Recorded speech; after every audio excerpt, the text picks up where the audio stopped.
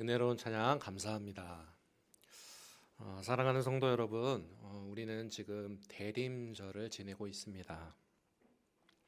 시간이 참 빠른 것 같습니다. 2025년을 지내온 것도 그렇고 대림절 첫 번째 주일이 엊그제 같은데 벌써 3주차가 되었습니다. 대림절은 잘 아시는 대로 기다림의 절기라고 말합니다.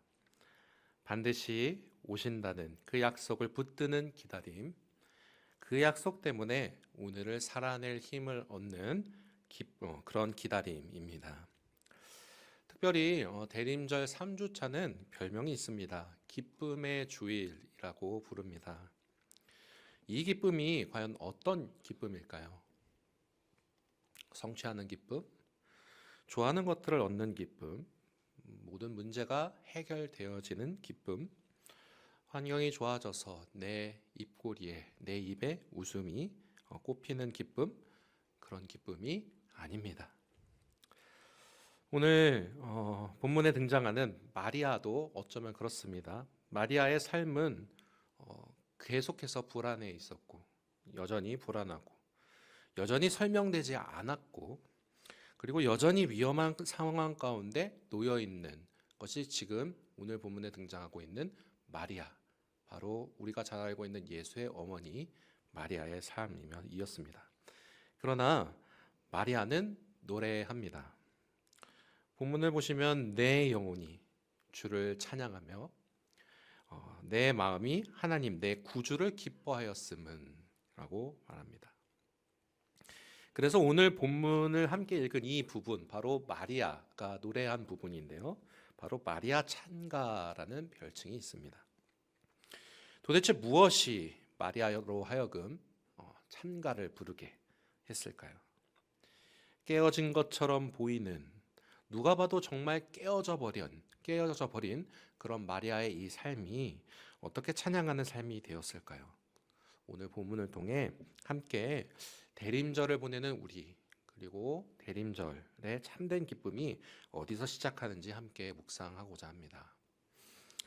첫째로 기쁨은 상황이 아니라 말씀을 믿는 마음에서 시작됨을 바라봅니다. 마리아의 상황을 우리 한번 잠깐 떠올려 봅시다. 우리 너무나도 잘 알지만 남성 우월하던 그 시대에 미혼의 몸으로 지금 임신을 했습니다. 이 사실이 그때 함께하고 있던 구성원들, 바로 함께 살아가고 있는 마을 공동체에 알려졌을 경우 사회적 오해와 정죄의 위험이 있지요. 바로 처녀가 임신한 것은 돌로 쳐서 죽임을 당하게끔 되어 있었습니다. 그녀의 삶은 앞으로 어떤 경우의 수보다도 처절할 것이고 이보다 더 불확실성이 높을 수가 없습니다. 앞으로 요셉과의 관계는 어떻게 될까? 그녀가 머무는 마을 공동체는, 아니 그 전에 먼저 그녀의 가족들은 과연 그녀를 지켜줄 것인가? 어느 하나 기뻐할 조건이 없는 상황 가운데, 그런데 마리아가 이렇게 말합니다.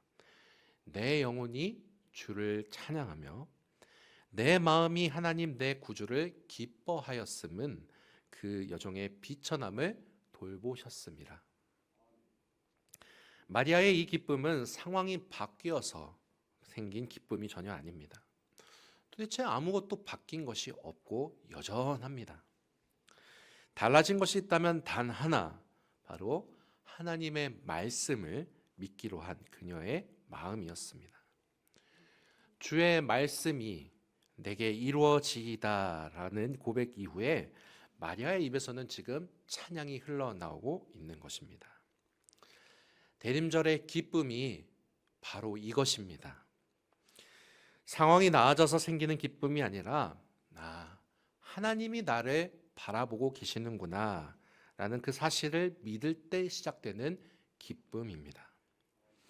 깨어져가는 또는 깨어진 후에 여전히 상황은 그대로고 달라진 것이 있다면 그럼에도 하나님 나와 함께 하신다는 그 사실이 마리아에게 기쁨이 되어진 것입니다. 그러니 사랑하는 성도 여러분, 오늘을 우리가 살아갈 때에 우리 안에 혹 기쁨이 메말라 있다면 상황이 너무 어려워서가 아니라 우리가 말씀을 붙들 여유, 잠시 하늘을 올려다볼 수 있는 여유가 잃었던 것은 아닌지 한번 곰곰이 생각해 보기를 원합니다. 잠시 하늘을 올려다볼 때 하늘에서 하나님 아버지께서 주실 그 신령한 모든 은혜들이, 그 귀한 은사와 사랑이, 그럼에도 너 여전히 괜찮다, 내 너를 사랑한다 함께 하시는 그 귀한 은혜가 오늘도 우리와 함께 하실 줄로 믿습니다. 그러므로 마리아처럼 믿음으로 나아가 하나님께서 주시는 그 기쁨을 누리시는 모든 여러분들이 계시기를 주님의 이름으로 축복합니다. 둘째, 하나님은 낮은 자를 돌보심으로 기쁨을 채워주십니다. 계속해서 보시면 마리아의 찬가는 점점 확장되어지어 갑니다. 이제 두 번째로 하나님을 향해 확장되어지는 것을 볼 수 있는데요. 함께 보시면 권세 있는 자를 그 위에서 내리치셨으며 비천한 자를 높이셨고 줄이는 자를 좋은 것으로 배불리셨으며 부자는 빈손으로 보내셨도다라고 기록합니다. 지금 마리아가 고백하는 하나님은 어떤 하나님입니까? 강자편에 서 계신 하나님이 아닙니다. 우리 하나님은 늘 비천한 자, 줄인 자, 낮아진 자, 힘이 빠진 자 곁에 계신 분이십니다. 대임절 3주차에는 앞서 오늘 목사님께서도 잠시 설교 서두에 소개해 주셨는데, 이 사실 성탄목의 그 유래에 따르면 3주차에는 촛불을 단다고 합니다. 양초를 다는데요. 왜 양초가 장밋빛 촛불이라는 별칭으로 이렇게 양초를 달까? 바로 이 장밋빛은 기쁨을 상징한다고 합니다. 사실 이 네 가지 다른 것들 중에 빵, 사과, 양초, 장미 모두 다 이제 예수님을 상징합니다. 그런데 그 장밋빛 촛불을 의미하는 것은 우리 안에 그 기쁨, 바로 아기 예수를 기다리고 다시 오실 예수를 고대하는 가운데 누리는 그 기쁨을 상징하는 것이죠. 어둠이 가장 깊을 때, 아무것도 안 보이는 어둠의 가운데 내가 만약에 있다고 한번 상상해 봅시다. 그 가운데 촛불이 하나 딱 켜지면 어떨까요? 그 불빛의 중심으로부터 환하게 타오르는 그 빛, 그리고 이처럼 기쁨은 그 양초가 타오르면서 밝히 보이는 그 빛과 같이 가장 선명하게 빛나게끔 되어 있습니다. 혹시 지금 우리의 그 삶의 자리가 내가 생각하기에, 세상이 바라보기에 낮아져 있는데, 또는 내가 정말 그 자리를 고분분투하며 이겨내기 위해 힘을 써도 힘이 빠져 있는 상황이라면, 내가 도저히 설명할 수 없고 아등바등하면서 삶의 그 역경을 이겨내고 있는 그 자리 가운데 내가 있다면, 그 자리는 실패의 자리가 아니라 하나님이 가장 먼저 찾아와 주실 자리가 되어집니다. 마리아가 비천한 자리에 놓일지라도 그 비천한 자리 가운데 하나님이 역사하셨고, 그래서 그녀가 성령으로 잉태하였고, 무엇보다 가장 낮은 그 자리로 오신 예수 그리스도를 통하여서 이 세상에 생명의 빛으로 이 땅 가운데 우리 주님께서 오시지 않았습니까? 그러므로 우리도 그러합니다. 가장 비천한 그 자리, 내가 가장 약하다고 느끼는 그 자리 가운데 우리가 도리어 나의 것으로 어떻게든 해보려고 하는 것보다 주님, 어서 오시옵소서 주님을 환대하는 그 자리가 되어줘야겠습니다. 그때에 우리를 통하여 일하시는 주님, 나를 다시 살리시는 주님, 나에게 은혜를 베풀어 주시는 그 주님을 맛보아 알 수 있을 줄로 믿습니다. 마지막 세 번째로 하나님은 약속을 이루시는 분이기에 그 기쁨이 끝나지 않습니다. 마지막으로 이 마리아의 찬가는 자신의 개인적인 이야기에서 하나님의 약속 전체로 이제 시야를 점점 더 확장시킵니다. 54절 55절을 함께 보시면, 그 종 이스라엘을 도우사 긍휼히 여기시고 기억하시되 우리 조상에게 말씀하신 것과 같이 아브라함과 그 자손에게 영원히 하시리로다 하니라. 아멘.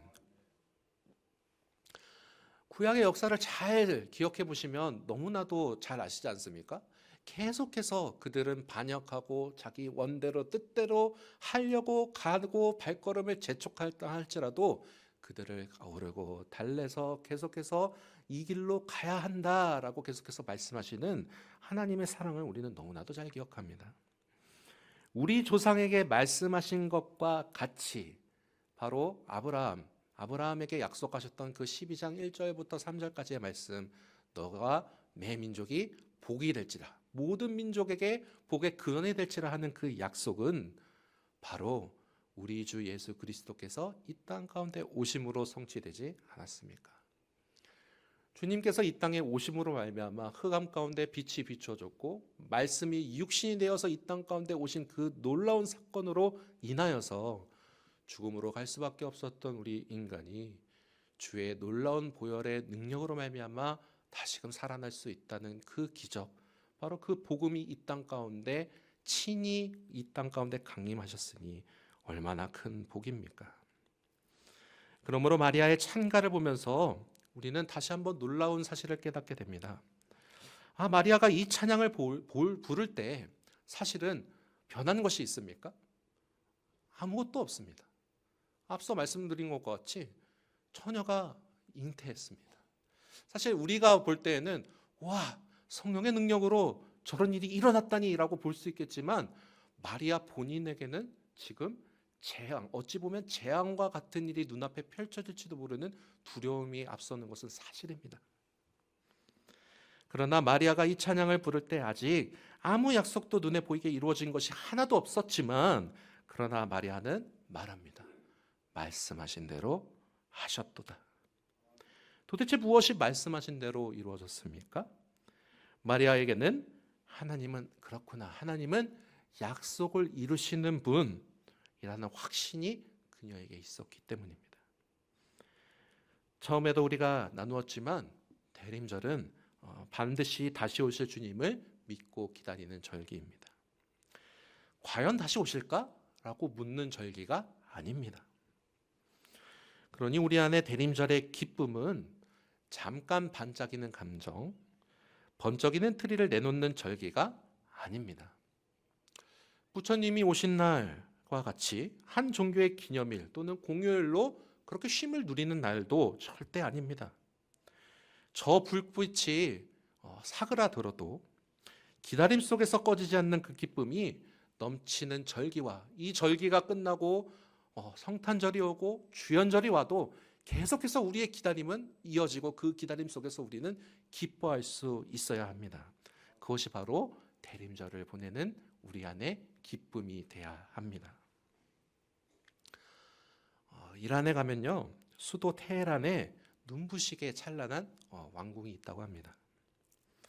둥근 천장과 벽 기둥이 마치 다이아몬드를 박은 것과 같이 아주 빛을 받아서 찬란하게 비치는데, 사실은 그것들이 단지 유리에 불과하다고 합니다. 왕궁을 처음 설계할 때 건축가들이 문에다가 거울을 입히면 어떨까 해서 대형 엄청나게 큰 거울을 주문을 했는데, 운반하다가 오던 차에 실수로 유리가 와장창 다 깨진 겁니다. 그래서 산산조각 나버린 그 유리를 어떻게 쓸 수 있는 방법이 없을까 안타까워하다가, 그래, 그냥 있는 그대로, 깨어진 그대로 우리 그냥 조명을 한번 설치를 해보자. 깨진 유리가 이 빛을 여러 방향으로 반사시켰고, 그 유리를 이렇게 아름답게 이제 그래도 구조로 해서 설치해 놓은 그 유리 덕분에 와, 이것이 과연 다이아몬드가 비치는 빛과 같다라는 생각이 들 정도로 아름다운 왕궁을 만들어냈다고 합니다. 우리 삶을 한번 생각해 볼까요? 우리 삶도 이처럼 산상조각난 유리처럼 우리의 마음이 깨어지고 상처 입을 때가 반드시 있지 않을까요?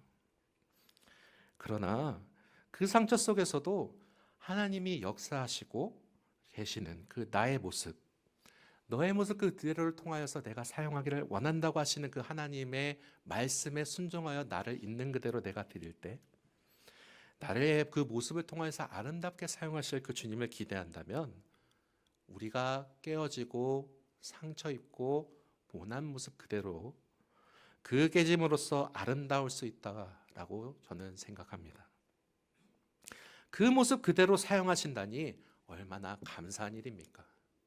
그저 완벽하고 아름답고 꼭 있어 보이는 것을 통해서만 일하는 것이 아니라 우리 주님 약한 자, 비천한 자, 희루한 자를 통해서도 능히 들어 올리셔서 높은 곳에 앉히시고 또 그를 통하여서 일하실 우리 하나님이 얼마나 멋지신 분이십니까? 그러니 오늘 마리아가 찬양한 이 마리아 찬가를 통해서도 우리가 붙들 메시지가 있다면 분명합니다. 깨어진 것과 같은 마리아의 삶. 그러나 깨어진 후에 그녀는 어떻게 나아갔습니까? 기쁨이 상황 가운데서 시작되지 않았습니다. 기쁨은 오히려 낮아진 곳에서 더 피어납니다. 기쁨은 하나님의 약속을 신뢰할 때 지속될 수 있습니다. 대림절 3주차를 지내며 혹 우리 가운데 여전히 어려움이 있고 아직 해결되지 않은 문제들이 있어도 우리가 말씀을 믿는 순간 우리가 우리의 영혼 가운데 기쁨의 노래가 시작될 수 있을 줄로 믿습니다. 그러므로 저 문을 나서고 다시 한번 세상 가운데로 나아가는 그 순간 잠시 우리의 삶의 호흡을 내면서 우리도 고백할 수 있기를 원합니다. 우리 함께 고백하기 원하는데요. 네. 함께 읽어볼까요? 시작. 내 영혼이 주를 찬양하며 내 마음이 하나님 내 구주를 기뻐합니다. 아멘. 마리아와 같이 이 입술의 고백이 이번 한 주간 그리고 매일 살아가는 동안 주님께 기쁨이 되어지고 영광이 되어지는 우리 모든 염천의 성도님들 되시기를, 그 고백의 기다림의 계절을 살아내는 우리의 모두의 찬가가 우리의 입술에 울려 퍼지기를 주님의 이름으로 축복합니다. 기도하겠습니다. 하나님 감사합니다. 깨어진 후에 깨어진 것과 같았던, 세상에 바라볼 때 누가 봐도 정말 실패와도 같았던 마리아의 삶, 그러나 주님이 임재하심으로 잉태한 우리의 유일한 왕, 우리의 유일한 구원자 되신 예수님을 잉태하는 놀라운 사건을 그녀는 믿음으로 내게 이루어지라 하였습니다. 하나님, 마리아처럼 우리도 말씀을 순전하게 믿음으로 순종하며 나가게 하옵소서. 어둠 가운데 걸어갈지라도 주님과 함께 동행하며 나아가는 믿음을 우리에게 허락하옵소서. 그리하여서 내 영혼이 주를 찬양하며 내 마음이 하나님 내 구주를 기뻐하노라고 함께 고백하는 귀한 모든 성도님들 될 수 있도록 인도하여 주옵소서. 감사드리며 예수 그리스도 이름으로 기도드리옵나이다. 아멘.